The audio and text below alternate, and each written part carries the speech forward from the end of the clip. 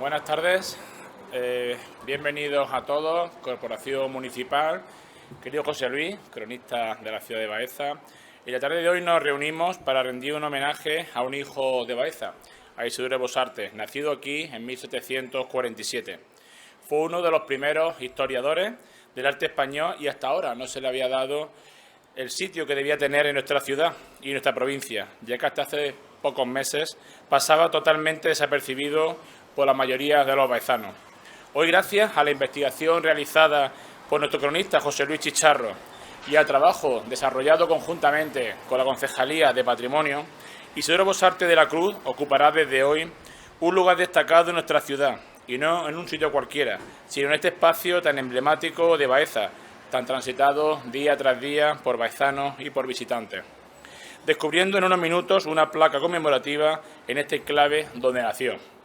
Con este gesto, desde el Ayuntamiento de Baeza queremos perpetuar su figura y su legado, haciendo que sirva el mismo como homenaje y a la vez como agradecimiento en este 217 aniversario del fallecimiento de este ilustre baezano. Quiero aprovechar este acto para anunciarles que desde la Concejalía de Patrimonio, en los sucesivos meses nos irán anunciando la organización de actos homenajes semejantes al de hoy, con lo que se rendirá homenaje a una serie de baezanos que han hecho historia dentro y fuera de los límites geográficos de nuestra tierra. Por lo tanto, en nuestras calles y en nuestras plazas se colocarán una serie de placas que harán alusión a todos aquellos hijos de esta tierra que hicieron historia.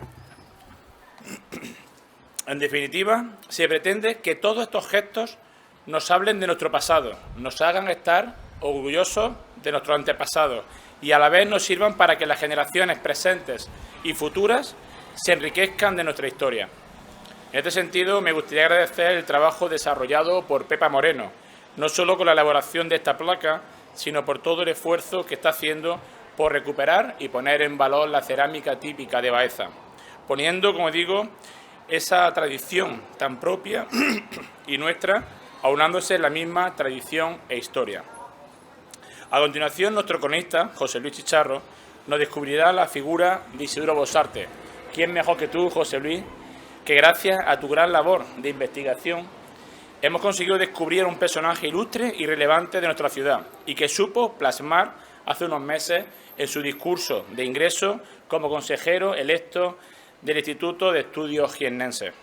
Por último, reiterar mi agradecimiento a todos los que habéis hecho posible este acto de homenaje a Isidoro Bosarte, con el deseo de emplazarnos a sucesivos actos de homenaje a baezanos ilustres. Muchas gracias.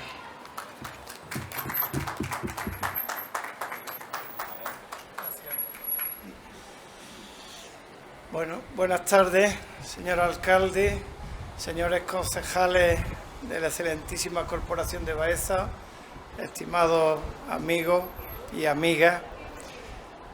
Para mí es un momento de mucha alegría porque que se descubra una placa en estos portales donde hace ya casi 280 años vio la luz por primera vez Isidoro Bosarte de la Cruz, pues para mí es mucha satisfacción porque es un personaje al que le he dedicado bastante tiempo en los últimos años.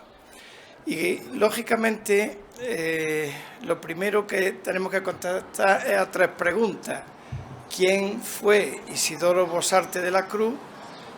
¿Qué hizo para merecer esto? ¿Cuál es su obra más importante o sus cosas, sus aportaciones? Y, por último, ¿por qué se hace el reconocimiento ahora? Yo creo que son las tres cosas claves. Primero,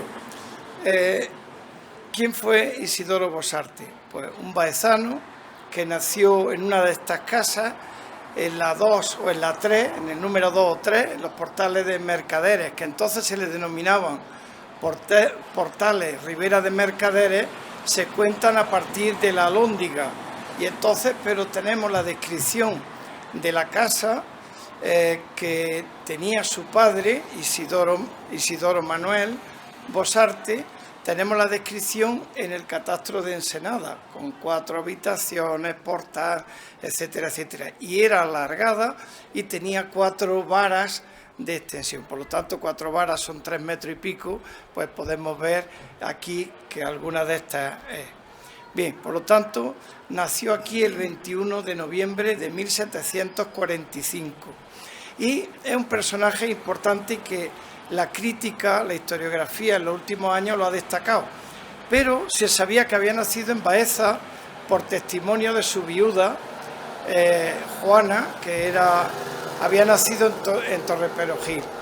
Entonces, pero la realidad es que no. La realidad es que Juana, en su testimonio de 1832 que da la Academia de San Fernando, dice que había nacido en 1747, pero viendo ya la partida de bautismo en la parroquia del Salvador, pues se comprueba claramente que es 1745, casi un año y medio más mayor. Seguramente es porque había una diferencia de edad grande con su mujer, con luego la viuda, y de alguna manera incluso podría proceder del propio Bosarte. Entonces, Bosarte nace aquí y su padre, ¿qué trabajo tenía? Pues era factor, era comercial, representaba una casa de Cádiz y se sabe por el catastro de Ensenada y otros catastros que se hicieron, pues lo que ingresaba, etcétera, etcétera.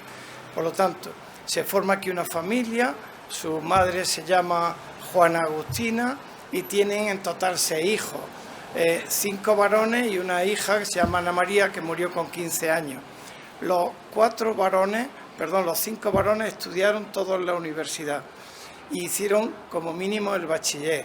Así fue bachiller Isidoro Bosarte. Pensemos una cosa, de Bosarte, de su infancia y de su adolescencia no se conocía nada. Ahora, con estas investigaciones que hemos desarrollado en los últimos tiempos, cuando se ha podido reconstruir un poco su vida. En la Universidad de Baeza tenemos su expediente. Se graduó de bachiller en 1760 y debió ser precoz porque se gradúa de bachiller con su hermano mayor, era el segundo de la familia. Entonces, un muchacho que dominaba el latín desde muy joven, se formó, como digo, en la universidad y ahí tenemos su firma, incluso hecha en latín, porque Isidorus. ¿Por qué? Porque el latín era la lengua oficial de la universidad hasta el siglo XIX. Entonces, Bosarte, se forma aquí, su hermano, alguno de ellos va a descollar con el tiempo, Severino, se hace abogado y ha encontrado sus documentos en la Chancillería de Granada y luego va a ser un personaje importante porque va a ser administrador de la capilla de San Juan Evangelista, etcétera. Pero vamos, no me voy a enrollar porque el sitio no es el más adecuado, pero sí decir que tuvieron esta familia un hermano de su madre que se llamó Francisco de la Cruz, un sacerdote que era maestro y era administrador de San Juan Evangelista. Hay una vinculación con la universidad y demás. Bien, cuando era un adolescente, avanzada la adolescencia, pierde a su madre y también pronto se ve que muere el padre. Entonces se va de Baeza a seguir sus estudios y a la vez también a ganarse la vida. Entonces en Granada pues va a conocer a un personaje muy interesante, don Antonio, que es cuñado del conde de Floridablanca, y entonces era juez en Granada, entonces va a ser su secretario. Cuando lo trasladan a Madrid y luego a la Chancillería de Valladolid, lo acompaña y él se forma, sigue sus estudios de árabe, de arameo, de griego en los reales estudios de San Isidro, donde estaba el antiguo colegio de San Isidro de los jesuitas. Bien, se forma y conoce en 1770 y tanto al que fue su gran protector posteriormente, que es el conde de Aguilar. Este hombre lo nombran embajador en Turín y luego en el Piamonte y luego en Viena, en Austria. ¿Qué ocurre? Que se lo lleva de secretario particular en Turín y posteriormente va a ser secretario de la embajada en Viena. ¿Qué pasa? Que este hombre, nuestro paisano, va a tener una gran visión de Europa, va a viajar, bueno, va a vivir varios años en Italia y hasta 1779, prácticamente de 1779 a 1785 en Viena. Y conoce en un viaje que hizo José de Viera y Clavijo, que era un sacerdote de Fuerteventura, vamos, canario, y un gran ilustrado, pues lo conoce, total que hace una amistad muy grande, y luego se escriben cartas y se conservan casi todas las cartas que le escribe Bosarte a Viera. Se conservan en la Universidad de La Laguna, y era un erudito, se escribían, tenía un sentido de la ironía. Claro, lo que no esperaban es que las cartas, pues luego las viera todo el mundo, ¿no? Entonces, pues tenía un sentido bien. Bueno, vuelve de Viena y entonces está en Madrid y, digamos, esa es la figura de Bosarte, ¿no? Se viene a Madrid, empieza a trabajar en el antiguo colegio de San Isidro, ordenando los manuscritos de los jesuitas, que le pagan una asignación, el conde de Florida Blanca, y escribe un primer libro que es unas observaciones, una disertación sobre los monumentos antiguos de Barcelona.